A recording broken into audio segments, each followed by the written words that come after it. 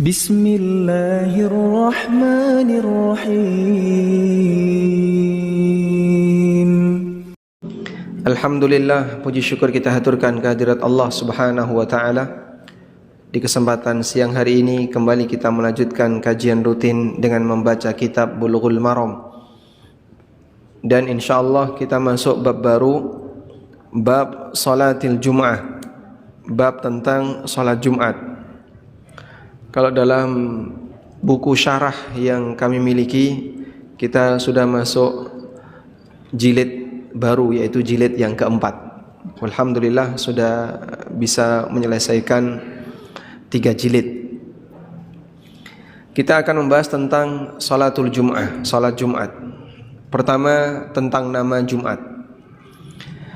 Nama Jumat ada 2 cara baca. Bisa dibaca al-Jumu'ah, mimnya di dhammah, al-Jumu'ah. Bisa juga dibaca al-Jum'ah, mimnya di kasrah. Untuk cara baca yang lebih fasih, mimnya di dhammah. Dan itu yang disebutkan oleh Allah dalam Al-Quran, idza nudiya lis-salati mi yaumil jumu'ah, mi yaumil jumu'ati fas'au ila dzikrillah. Dan demikian cara baca menurut jumhur ahli bahasa. Meskipun boleh dibaca dengan sukun Jum'ah takhfifan, dalam rangka untuk meringankan cara baca kalimat, cara baca kata. Dan kata ini berasal dari kata al-jama', dari kata al-jama' yang artinya ijtima' wa ta'lif, yang artinya mengumpulkan. Lawan dari kata at-tafarruq, lawan dari kata pecah atau berpisah. Dan dinamakan sebagai hari Jumat karena di hari ini Allah Subhanahu wa taala mengumpulkan semua ketetapannya, baik ketetapan takdir maupun ketetapan syar'i. Allah mengumpulkan banyak ketetapan di hari Jumat, baik ketetapan takdir maupun ketetapan syar'i. Dan ini ditunjukkan dalam hadis Nabi SAW, riwayat Muslim. Rasulullah SAW pernah bersabda, khairu yaumin tala'at alaihi syamsu yaumul jumu'ah. Hari terbaik adalah hari Jumat. Fihi khuliqa Adam. Di hari ini Adam diciptakan. Wa fihi udkhilal jannah. Di hari ini pula, di hari Jumat, Adam dimasukkan ke dalam surga. Wa fihi ukhraja minha. Dan di hari Jumat Adam dikeluarkan dari surga. Wala taqumus sa'atu illa fi yaumil jum'ah. Dan tidak terjadi kiamat kecuali di hari Jumat. Sehingga ujung dan ujung aktivitas manusia Allah taruh di hari Jumat. Bapak pertama kita, manusia pertama, Nabi Adam diciptakan di hari Jumat, dimasukkan ke dalam surga di hari Jumat, dan dikeluarkan dari surga, diturunkan ke muka bumi di hari Jumat. Maka awal sejarah manusia di hari Jumat. Wala taqumus sa'atu illa fi yaumil jum'ah. Dan tidak terjadi kiamat kecuali di hari Jumat. Sehingga akhir dari sejarah perjalanan hidup di hari Jumat. Awal perjalanan sejarah manusia di hari Jumat, dan akhir dari seluruh perjalanan hidup di dunia di hari Jumat. Yang tadi kita sebut, Allah mengumpulkan ketetapan kauni atau ketetapan takdir di hari Jumat.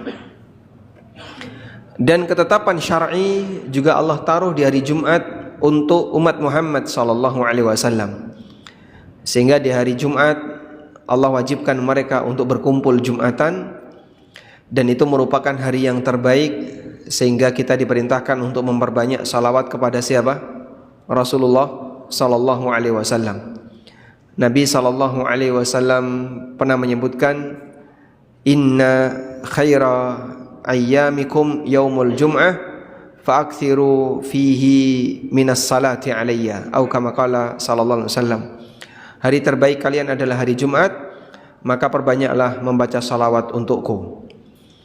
Dan korelasinya kenapa di hari Jumat kita dianjurkan untuk memperbanyak salawat kepada Nabi sallallahu alaihi wasallam? Karena hari Jumat adalah Sayyidul Ayyam. Julukannya apa? Sayyidul Ayyam. Pemimpin semua hari. Maka ketika hari Jumat adalah Sayyidul Ayyam, kita berikan salawat kepada Sayyidul Anam. Sayyidul Anam itu siapa? Rasulullah sallallahu alaihi wasallam, pemimpin umat manusia.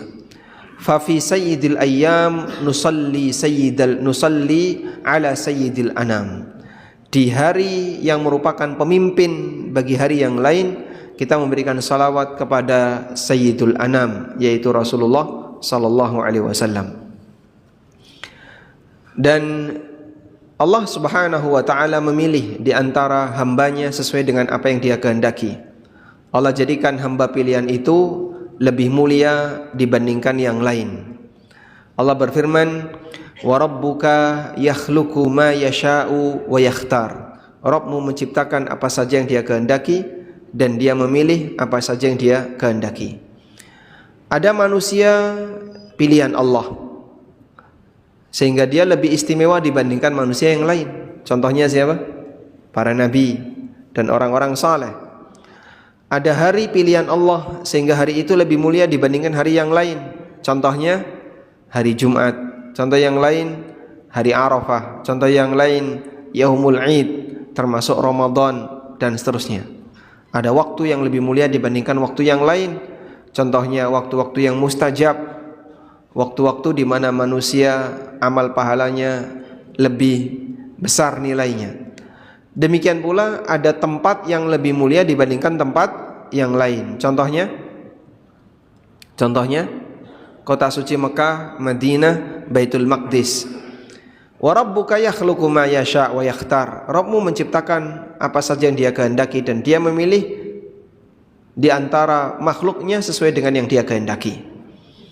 Sehingga dimensi waktu ada waktu yang istimewa, dimensi tempat ada tempat yang istimewa, dan makhluk ada makhluk yang istimewa di kalangan manusia.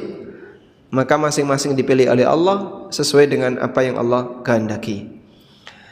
Dan dari deretan keturunan manusia dari Adam sampai manusia terakhir, Allah memilih beberapa di antara orang-orang besar, keluarga-keluarga besar. Innallaha astafa Adama wa Nuha wa Ibrahima 'alal alamin. Sesungguhnya Allah memilih Adam, Allah memilih Nuh dan Ibrahim di atas seluruh alam. Dan juga Allah memilih keluarga Imran, wa ala Imran 'alal alamin. Allah memilih keluarga Imran di atas seluruh alam. Maka pilihan-pilihan Allah seperti ini, Dia merupakan makhluk yang terbaik di antara yang lainnya. Dan Nabi Muhammad sallallahu alaihi wasallam pernah menyampaikan, Innallaha astafa Ismaila min waladi Ibrahim wastafa Kinanatan min waladi Ismail wastafa Bani Hashimin min waladi Kinanah, atau wastafa Quraisyan min waladi Kinanah wastafa Bani Hashimin min Quraisyin wastafani min Bani Hashim. Allah memilih di antara keturunan Ibrahim adalah Ismail. Allah memilih Kinanah sebagai bani terbaik di antara keturunan Ismail, dan Allah memilih Quraisy sebagai bani terbaik di kalangan keturunan Kinana, dan Allah memilih Bani Hashim sebagai bani terbaik di antara keturunan Quraisy, dan Allah memilih Nabi Muhammad SAW sebagai manusia terbaik di Bani Hashim. Maka beliau adalah manusia pilihan di antara nasab pilihan. Manusia pilihan di antara nasab pilihan. Dan ada cucu sampai kakek semuanya nabi. Siapa beliau? Yusuf bin Yakub bin Ishak bin Ibrahim. 4 keturunan semuanya nabi. Sehingga ketika Rasulullah sallallahu alaihi wasallam pernah ditanya, siapakah manusia yang paling mulia? Nabi sallallahu alaihi wasallam mengatakan, Al-Karim, Ibnul Karim, Ibnul Karim, Ibnul Karim. Yusuf bin Ya'qub bin siapa? Ishaq bin Ibrahim alaihimus salatu wassalam. Baik. Sehingga di situ ada manusia pilihan Allah, ada waktu pilihan Allah, ada tempat pilihan Allah. Dan bagian dari konsekuensi kita beriman kepada Allah adalah mencintai apa yang Allah cintai, di antaranya adalah menghormati apa yang dipilih oleh Allah Subhanahu wa taala. Maka kita memuliakan kota suci Mekah melebihi dataran bumi yang lainnya, karena tempat itu adalah tempat yang diistimewakan oleh Allah taala. Selanjutnya, berkaitan dengan hari Jumat, Allah pilihkan hari Jumat untuk umat Muhammad sallallahu alaihi wasallam. Sementara umat-umat sebelumnya, mereka ketika memilih hari besar, mereka tidak memilih Jumat, tapi memilih hari yang lain. Disebutkan dalam hadis riwayat Bukhari, Muslim dan yang lainnya dari sahabat Abu Hurairah radhiyallahu anhu, Nabi sallallahu alaihi wasallam pernah bersabda, "Nahnul akhirun wa nahnus sabiquna yaumal qiyamah." Kita ini umat terakhir, tapi yang didahulukan besok di hari kiamat. Baida anna kulla ummatin utiyat al-kitaba min qablina. Sementara para umat sebelum kita, mereka telah diberi kitab min qablina, sebelum kita. Wa utinahu min ba'dihim. Sementara kita diberi kitab setelah mereka. Thumma hadzal yaum, kemudian hari ini, alladzi katabahu Allahu alaina, yang Allah tetapkan untuk kita, yaitu hari Jumat. Hadanallahu lahu, Allah berikan petunjuk kepada kita untuk menjadikan hari Jumat sebagai hari besar. Lalu kata beliau, fannasu lana fihi tabaun al-yahudu ghadan wan nasara ba'da ghadin. Maka semua umat manusia ngikutin kita, Yahudi hari Sabtu besoknya, dan Nasrani besoknya lagi hari Ahad. Baik. Jadi umat-umat masa silam, mereka ketika diminta untuk memilih hari besar, mereka meleset, tidak milih hari Jumat, tapi mereka pilih hari Sabtu. Itu Yahudi. Nasrani hari besarnya hari Ahad. Kaum muslimin hari besarnya Jumat, yang lebih dulu dibandingkan yang lain. Maka Rasulullah SAW mengatakan, nahnul akhirun wa nahnus sabiqun. Kita yang paling terakhir, tapi yang duluan, karena hari Jumatnya ada di depan. Yahudi besok mengikuti kita, Nasrani besoknya lagi ngekor kita. Ini yang pernah disampaikan oleh Nabi Sallallahu Alaihi Wasallam berkaitan dengan keistimewaan hari Jumat. Karena itu Ibnu Qayyim pernah menyinggung hal ini dalam Zadul Ma'ad. Beliau mengatakan, wa yaumul jum'ati min afdalil ayyami indallahi ta'ala. Hari Jumat merupakan hari yang paling afdal di sisi Allah. Maka iddakharahu li hadhil ummah li syarafiha wa karamiha 'ala Allah ta'ala. Allah simpan hari Jumat untuk umat Muhammad sallallahu alaihi wasallam, sehingga umat-umat sebelum kita tidak milih hari Jumat sebagai hari besar. Allah simpangkan mereka sehingga tidak memilih hari Jumat sebagai hari besar, tapi Allah menyimpan hari Jumat ini. Ini Allah siapkan untuk dijadikan sebagai hari besar bagi umat Muhammad sallallahu alaihi wasallam. Nah, setelah kita menyadari itu, maka sudah selayaknya kita banyak mensyukuri Allah dengan nikmat yang mulia ini, yaitu dengan memberikan perhatian terhadap hari Jumat. Wa an nastash'ira idhama hadzal ata'. Kita merasa ini adalah anugerah yang besar, alladzi huwa ziyadatun fi thawabina wa rif'atun fi darajatina, yang akan menambah nilai pahala dan derajat kita ketika beribadah. Wa dzalika bi anna khussa hadzal yawma bi mazidin min at-ta'at wal iqbali 'alal ibadati bis salah wa tilawatil Qur'an wal mubadarati ila huduril jum'ah wa ghairi dzalika min tariqil khairi wa subulit ta'at. Di mana kita menambahkan ketaatan di hari Jumat dan banyak melakukan ibadah di hari Jumat, melakukan tilawatul Quran, bersegera untuk datang Jumatan dan jalan-jalan yang lain atau cara-cara kebaikan yang lainnya. Baik, walhamdulillah, demikian yang seharusnya kita jaga semangatnya, bahwa hari Jumat adalah hari yang istimewa, maka istimewakan hari Jumat. Dengan cara apa? Kita banyak bersolawat kepada Nabi SAW, memanfaatkan waktu yang mustajab untuk berdoa, dan datang di Jumatan lebih awal. Walhamdulillah. Nah, selanjutnya kita akan baca hadis yang pertama di bab ini.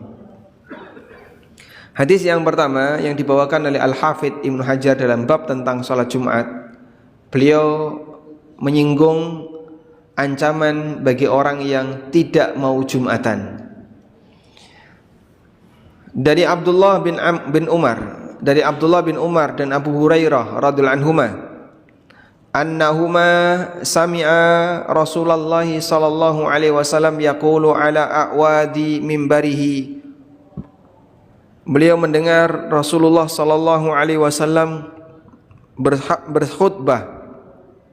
Nabi sallallahu alaihi wasallam berkhutbah ala a'wadi mimbarihi, di atas undak mimbar beliau. A'wad dari kata audun yang artinya kayu. A'wad maksudnya adalah pijakan. Nabi SAW berkhutbah di atas pijakan mimbar beliau sallallahu alaihi wasallam. Apa isi pesannya?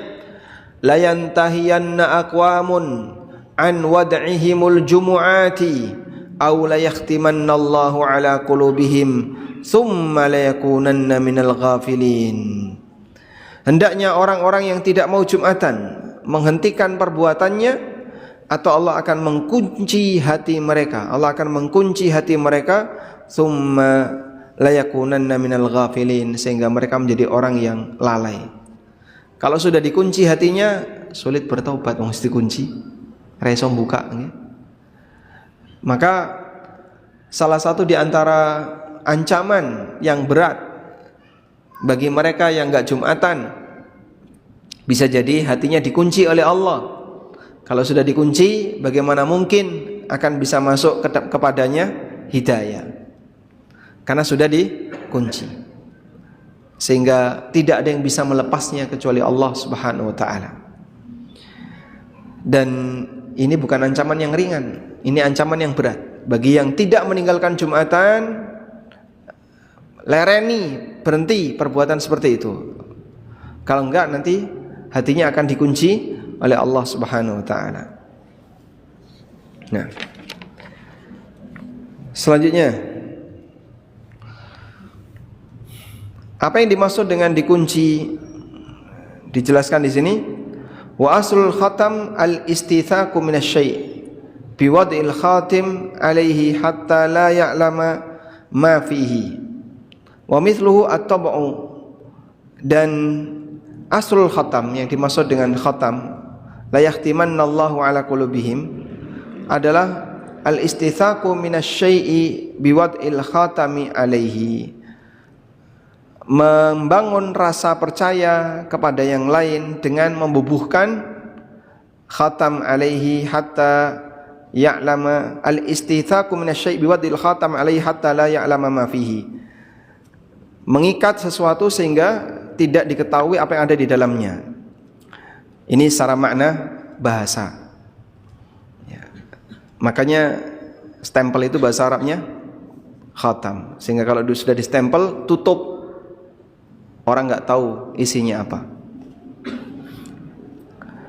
Maka demikian pula ketika hati sudah distempel oleh Allah, ditutup oleh Allah, idh khatama alaihi lam ya'ama yanfa'uhu, maka hati ini tidak akan peduli dengan apa yang bermanfaat baginya.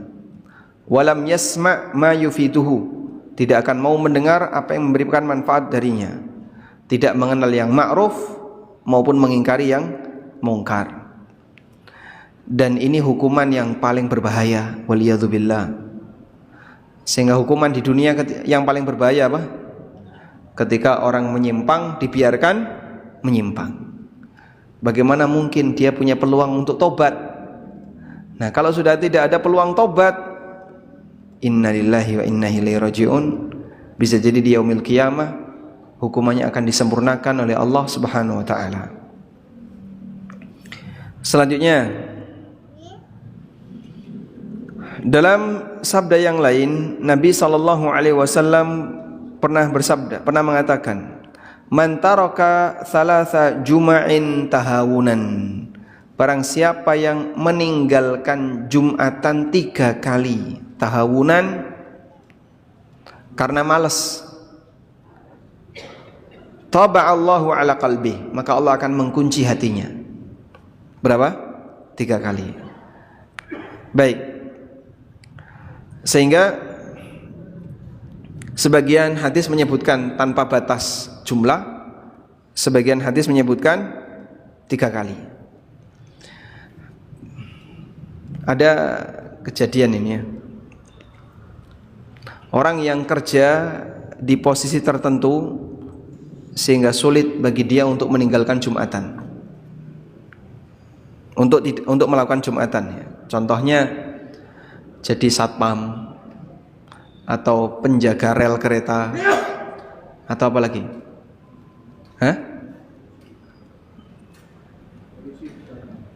Polisi jalan. Polisi pengatur jalan ya. Baik. Kalau ada pekerjaan seperti itu gimana Pak? Kita nggak bisa Jumatan. Penjaga rel kereta kalau Jumatan gimana? Bawa remote ya. Ini. Sehingga pas sedang mendengarkan khutbah ada kereta lewat di remote nih, terus nutup dewe. Nah, dalam posisi itu ketika tidak memungkinkan ya, silahkan dia berjaga, tapi atasannya tolong pengertian. Bentuknya gimana? Agar dia diberi kesempatan untuk beberapa kali waktu Jumatan, sehingga mungkin di rolling Jumatan pekan ini, misalnya sebulan sekali tidak Jumatan, insya Allah masih ringan ya. Tapi kalau sampai setiap pekan nggak pernah Jumatan ya, dia harus milih untuk pindah pekerjaan, karena agar dia bisa tetap Jumatan. Baik. Kemudian hadis ini menunjukkan keutamaan besar Jumatan. Kata Al-Qadhi Iyad, "Hadzal haditsu hujjatun bayyinah." Hadis ini merupakan bukti yang paling jelas fi wujubil jumu'ah, mengenai wajibnya Jumatan, wa kaunuha fardhan, dan status Jumatan merupakan fardu. Idzil iqabu wal wa'idu wat tab'u wal khatam innama yakunu 'alal kaba'ir. Karena hukuman, ancaman, kemudian dikunci mati hatinya, itu menunjukkan bahwa dosa itu adalah dosa besar. Sampai ada ancaman hatinya dikunci mati, menunjukkan dosa itu dosa besar. Kemudian hadis yang tadi kita baca, bahwa yang meninggalkan Jumatan yang dikunci mati hatinya, apakah harus 3 kali? Wallahu ta'ala alam, yang lebih tepat tidak harus. Karena dalam hadis riwayat Muslim yang kita baca tadi, Nabi SAW tidak menyebutkan jumlah, tapi beliau hanya menyebutkan wad'ihimul jumu'at, mereka berkali-kali meninggalkan Jumatan. Fayakunul murad al-jins wa qad warada ma yadullu 'alal adad. Maka yang dimaksud di sini adalah jenis ibadah Jumatan. Hendaknya orang yang suka meninggalkan Jumatan berhenti, jangan sampai meninggalkan Jumatan terus menerus. Walaupun tidak harus tiga kali. Misalnya sekali nggak Jumatan karena malas, bahaya. Kemudian yang ke pelajaran yang lain, hendaknya bagi para al-wa'id, para penasehat, para dai, untuk mengajak masyarakat memuliakan hari Jumat dan menghadiri Jumatan, karena bisa jadi mereka tidak sempat untuk mendengarkan tausiah dengan hadir di pengajian selama sepekan, maka mau tidak mau harus hadir dalam Jumatan. Wallahu alam. Taib, ini beberapa pengantar yang bisa kita sampaikan terkait Jumatan, dan kita dapat pelajaran dari hadis Abdullah bin Umar tadi, bahwa Jumatan hukumnya apa? Wajib bagi lelaki yang sudah baligh dan tidak punya uzur. Kalau bagi wanita Jumatan hukumnya apa? Sunnah atau mubah? Sunnah atau mubah? Hah? Sunnah. Wanita juga boleh Jumatan tapi tidak wajib. Wallahu a'lam. Wa sallallahu ala nabiyyina Muhammadin wa ala alihi wa sahbihi wasallam. Baik, ada yang ingin disampaikan? Silakan. Ya, silakan.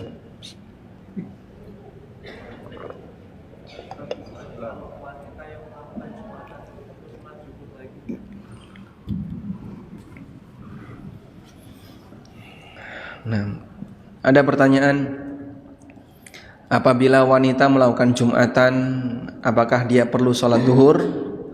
Jawabannya tidak, karena Jumatan ini pengganti zuhur, sehingga jika seseorang sudah melakukan pengganti, maka dia tidak perlu melakukan yang asli. Idza fa'ala al-badal fasaqata al-asla, fasaqata al-asl. Apabila dia sudah melakukan badalnya, penggantinya, saqatal aslu, maka aslinya sudah gugur. Asalnya adalah sholat duhur. Nah, di hari Jumat kegiatan sholat duhur itu diganti dengan Jumatan. Nah, kalau dia sudah melakukan pengganti, maka yang asal gugur. Begitu? Nah, silakan. Kalau kita safar, kita Jumatan. Pas selesai kita sholat Jumat, kita boleh berjamaah dengan asar. Bolehkah jamak Jumatan dengan asar? Jumhur ulama membolehkan, dan insyaallah pendapat jumhur ini yang lebih mendekati, sehingga tidak masalah menggabungkan antara Jumatan dengan asar. Kalau ada orang yang mengatakan Jumatan itu beda dengan duhur, berarti adanya kan jamak antara duhur dan asar, bukan jamak antara Jumatan dengan asar. Iya, memang beda, tapi Jumatan adalah pengganti duhur. Ketika dia berstatus sebagai pengganti duhur, maka berlaku hukum sebagaimana aslinya. Tayamum itu pengganti wudu, dan yang namanya pengganti tidak harus sama dengan asli. Maka orang kalau sudah tayamum boleh sholat? Boleh, sebagaimana ketika dia selesai wudu boleh sholat. Wallahu a'lam. Pencekap, ada lagi? Nah, silakan. Ada beberapa masjid di sekitar kita. Akhirnya kita pilih yang Nah, ada beberapa masjid di sekitar kita. Yang paling afdol kita milih yang mana? Saya sarankan pilih yang bisa dijangkau dengan jalan kaki. Kalau ada model orang yang hunting khotib, Jumatan di mana? Di sana, tapi pakai mobil semuanya, kehilangan kesempatan pahala yang sangat besar dengan jalan kaki ketika Jumatan. Maka kalau bisa Jumatan, carilah masjid yang di mana Anda bisa jalan kaki, tidak perlu berkendara. Wallahu a'lam. Tapi kalau sama-sama dekat, Pak, ke kanan dekat, ke kiri dekat, dan jalan kaki juga enggak terlalu beresiko, maka silakan Anda pilih yang kira-kira khotibnya mengajarkan kebaikan. Silakan. Alhamdulillah. Ya, terkadang ada khotib yang dia kalau khutbah tidak terlalu fokus dengan mengajarkan hal yang baik. Ada khatib yang pernah mengutip lagu, tirulah lagu Bang Roma. Terus dia menyanyi di atas mimbar, meniru, mengutip satu bait atau satu baris dari lirik lagunya Roma Irama. Ya lucu, Jumatan kok kayak gitu. Harusnya kan lebih hafal ayat daripada syair lagu, karena dalil itu ada di mana? Al-Quran dan hadis, bukan di lagu. Nah, apakah dibenarkan setelah khotib Jumat itu ada beberapa kali saya mengikuti itu pakai bahasa Arab terus, lalu dia artinya platformnya ini juga mungkin banyak yang tidak mengerti. Padahal tujuan khutbah kan menyampaikan pesan. Ya, ada sebagian orang yang meyakini bahwasanya Jumatan itu tauqifi. Jadi khutbah Jumat itu tauqifi. Makna tauqifi itu ya sebagaimana sholat. Sholat pakai bahasa Indonesia kan tidak boleh ya. Allah gede banget, batal sholatnya. Sehingga semuanya harus pakai bahasa Arab. Nah, khutbah Jumat itu apakah harus tauqifi ataukah yang penting khutbah? Jawabannya tidak harus tauqifi. Maka tidak ada teks khusus Jumatan Nabi SAW. Andai kan itu tauqifi, tentu akan ada banyak riwayat. Karena Nabi SAW Jumatan itu bertahun-tahun dan berkali-kali disaksikan oleh para sahabat. Nyatanya tema Jumatan beliau berbeda-beda. Kemudian muqaddimah beliau ketika Jumatan ada yang sampai ke kita, ada yang tidak. Padahal itu disaksikan oleh banyak orang. Maka ini menunjukkan bahwasanya Jumatan tidak tauqifi, sehingga boleh pakai bahasa apapun, yang penting khutbahnya sampai kepada masyarakat. Sehingga Anda ngisi khutbah Jumat dengan yang sangat pendek tidak masalah. Saya pernah hadir di masjid semacam ini. Jadi khotibnya meyakini harus pakai bahasa Arab. Naik mimbar beliau, terus salam tapi nggak adzan.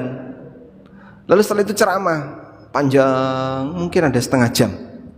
Sudah selesai ceramah, kemudian beliau turun, beliau duduk ya, terus naik mimbar lagi, salam. Setelah itu adzan. Kemudian dia ngasih khutbah pakai bahasa Arab hanya 5 menit. Khutbahnya mungkin kurang lebih 5 menit yang bahasa Arab. Udah. Setelah itu duduk, khutbah pertama, naik lagi khutbah kedua, ini nggak sampai 5 menit ini, cuman baca doa, terus qomat.